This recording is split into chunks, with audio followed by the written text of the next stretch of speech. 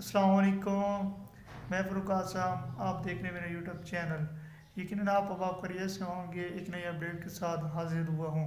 आज मैं एक बार फिर अमीरुल मुजाहिदीन अल्लामा ख़ादिम हुसैन रिज़वी रहमतुल्लाह अलैह आपकी एक पुरानी वीडियो है, तो जो आप जियो के एंकर पर्सन हैं उनके साथ आप गुफ्तगू करते हैं। बड़ी कमाल की गुफ्तगू है।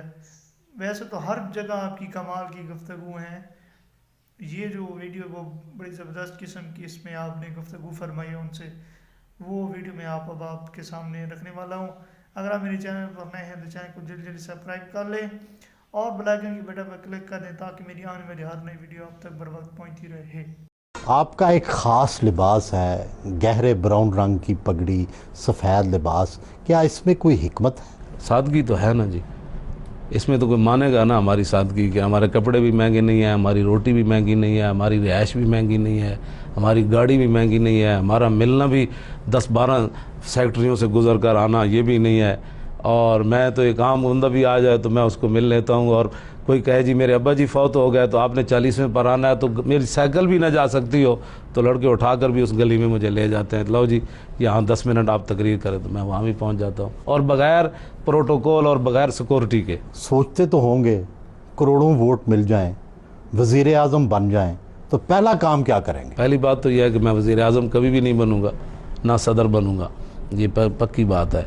किसी और को बनाएंगे? और ही लोग आएंगे, हम जो पीछे ही बैठेंगे और उनको बताएंगे कि वो रोज़ाना उनको हज़रत उमर बिन अब्दुल अज़ीज़ ने बंदा रखा हुआ था, फरमाया था कि जब भी मैं कोई गलत बात करूं तो मुझे कहना है उमर अल्लाह से डरना। तो हम ऐसे लोग पीछे बैठेंगे और जब भी हमारे बंदे गलत बात करेंगे तो हम उनको कहेंगे अल्लाह से डरो। अगर ख़ुद वज़ीर आज़म नहीं बनना तो क्या कोई वज़ीर आज़म ढूंढ लिया? इंशाअल्लाह बड़े हमारे पास लोग मौजूद हैं, यकीन जाने, और बड़े अल्लाह वाले मौजूद हैं और पढ़े लिखे लोग मौजूद हैं। तो आप खुद क्यों नहीं? आप माशाल्लाह, आपकी भी नहीं, मेरा काम ही नहीं है ना ये। आप जिस तरह जानते हैं मैं तो बस इकबाल पढ़ाऊँगा लोगों को, कुरान पढ़ाऊँगा, हदीस। मैं आप सही बताऊँ, अगर हमें हुकूमत मिल जाए ना तो पाकिस्तान में कोई हमारा नौजवान जो है वो उसको ग्रामर, ये नहीं होगा कि उसको ग्रामर नहीं आती, हम उनको ऐसे सस्ती ग्रामर पढ़ा देंगे। वो कैसे? देखें तो सही ना जी, वो इंशाल्लाह हमारे पास इस तरह का वो है ना अलादीन का चिराग।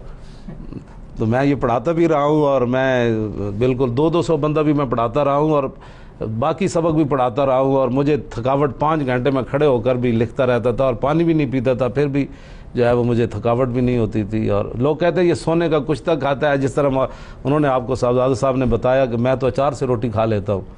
मेरी रोटी का ख़र्चा अगर घर ना हो तो 3 रुपये है एक टाइम का, 2 रुपये 4 रुपये की वो क्या कहते रोटियाँ मैं 2 लेता हूँ, खाता एक हूँ, 2 रुपये की एक रोटी और अचार की एक डली।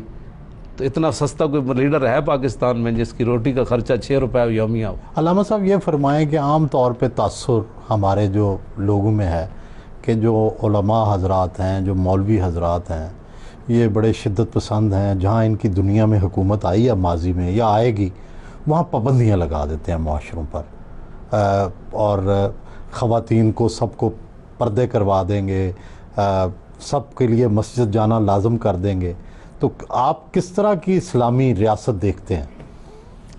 माजी में मसलन कहाँ औरतों पर? क्रिश्चियंस में प्योरिटन की गवर्नमेंट आई, वो फिर वो उनकी बात करें ना। हमारी तो उम्र, ईरान के अंदर इनकलाब आया तो ईरान में अब भी वो औरतें जो हैं वो कहाँ जाती हैं, वो उनका सारा मामले बाज़ारों में जाती हैं, वो उनकी मुलाजमतें करती हैं, सारे ड्राइविंग करती है। कहाँ ऐसे ये तस्वीर गलत है। सऊदी अरब में था, सऊदी अरब में मौलवी थोड़े आए थे, वो तो एक शाही ख़ानदान आया था जिसने, इस्लाम में तो शहनशाहियत का तस्वुर ही नहीं था। इस्लाम में जमहूरियत का तस्वुर है क्या? नहीं, इस्लाम में जमहूरियत का तस्वुर नहीं है। जमहूरियत के लिए हम इसलिए आए हैं कि जमहूरियत को आला बनाएं इस्लाम को तख्त पर लाने के लिए।